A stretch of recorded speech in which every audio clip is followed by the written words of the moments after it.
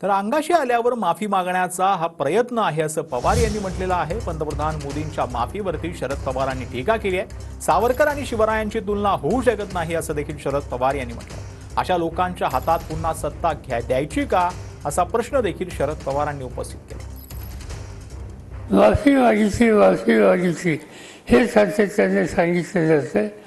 याचा अर्थ हा की चुकीच्या गोष्टी, चुकीचे विचार त्याला तुम्ही प्रोत्साहित करता आणि ते अंगाशी आले किंवा माफीच्या नावानं आपली सुटका करण्याचा हा प्रयत्न त्या ठिकाणी करत असतो।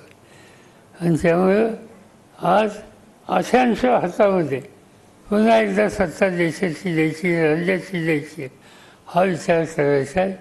त्यांनी माफी मागितली आणि लगेचच सांगितलं की सावरकरांच्यावर टीका टिप्पणी केली जाते, त्यांच्यावर ज्यांनी टीका केली त्यांनी कधी माफी मागितली नाही।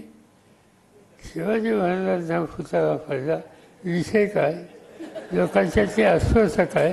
सावरकरांचं या ठिकाणी सावरकर या देशाच्या स्वातंत्र्यासाठी अनेक वर्ष तुरुंगामध्ये गेले, हा त्याग त्यांनी केला हे आपण मान्य करू।